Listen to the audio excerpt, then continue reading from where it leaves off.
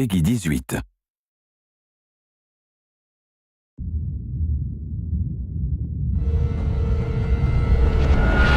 Hey everybody, Zachary Levi here in the heart of London's famous West End. Behind me is BAFTA, the British Academy for Film and Television Arts. Why are we here? Excellent question. For starters, Tomb Raider, the series, has garnered a lot of love and accolade from BAFTA over the years. Some of the key players on Crystal's dev team are BAFTA LA members. And to top it all off, legendary video game composer Jason Graves is a BAFTA winner. We're going to catch up with him in just a bit, but first, a little trip to Raleigh, North Carolina, where we go behind the scenes at Jason's recording studio. These are the final hours of Tomb Raider.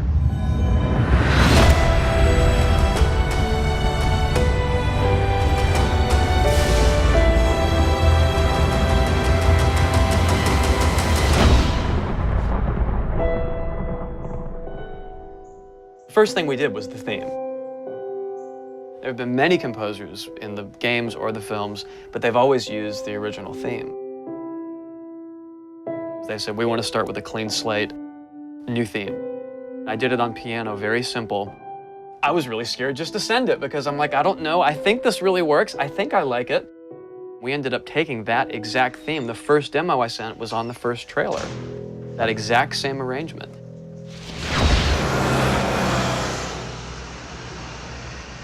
So, Jason, currently you're working on this reimagining of Tomb Raider. When you're taking on a new project, what are the things that attract you to that project? The heritage of a particular game, I think, obviously. And don't even get me started on Tomb Raider. I literally almost drove off the road. I was on the phone with the audio director. Like, oh, stoplight! And I had to pull over a little bit to not hit the car behind me. What I loved about Tomb Raider, what really drew me to the project was they had no pre-existing conditions. Because they wanted to get out of what it used to be. They wanted something new. They wanted something fresh. Jason's done hundreds of games at this point. He was an easy choice for us to go with on paper because he has such great experience. I listened through a lot of different material from a lot of different composers. I was really taken by how well he did the intimate stuff. The textures and the real, intimate and vulnerable bits that we needed to highlight in the game were a great match for us. What is square one for you when you start wrapping your head around it going, this is where I feel like this world is going to exist? Main theme, call me old-fashioned. Then it was a matter of finding out what kind of percussion would work. And always going back to the melody and the theme, because that's kind of the heart of the game.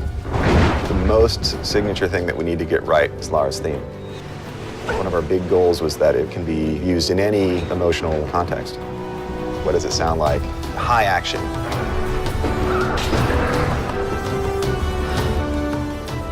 What does it sound like when she's in pain?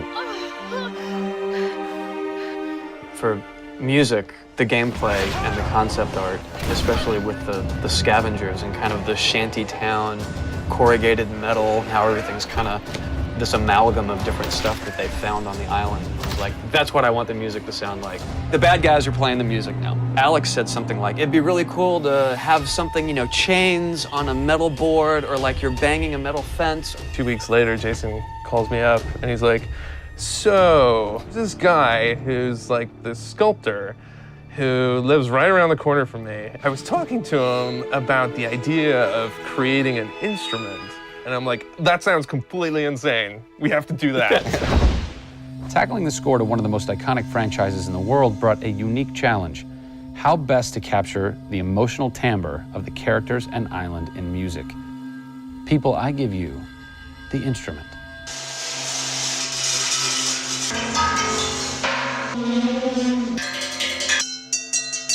The instrument. I was gonna let Matt determine the aesthetics. I was really only concerned about the sounds that the sculpture was gonna make.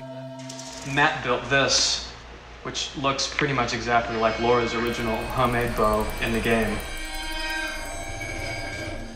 There's different timbres based on different materials, metal, glass.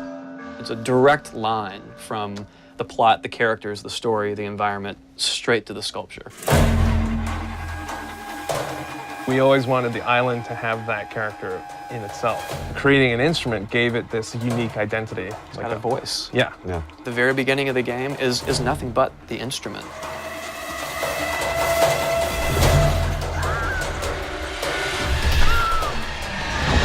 Who do you look at in video games or in film that you go, what they've done has shaped who I am and what I do for a living? They're all dead, unfortunately. What? Yeah, I know. It's classical composers. All classical? Yeah, I'm kind of going directly back to the source. Yeah. Prokofiev's, Tchaikovsky. Even for some of the scary stuff, you've got Penderecki, who's a Polish composer. Actually, he's still alive. It kind of goes back to ballets or opera, which is kind of the precursor to film and video games. You know, they were telling a story. Yeah. And that's what I love about that music. It tells a story. Even if you don't know the plot, you can listen to it. And film music's the same way. It's tough with games to do things that are subtle. You want to make Lara relatable, make her realistic. Got another one. She went down over there. Tell her story from the beginning and show how she became the superhero she becomes. One of the first things that I ask any developer is the emotion. Because to me, that's the biggest thing that music can do in a tenth of a second. The music just, it nails the emotion. Wow, that was amazing, huh? I personally don't think I've ever sounded so good in an interview before, although Jason, Jack, and Alex are audio savants, so that would make perfect sense. I cannot wait to jump into this game, not just for the amazing action, but the emotion and mood and tone that they're going to set with their incredible skill. Tune in next time for a special secret announcement that is going to change the way you play Tomb Raider forever. See you soon.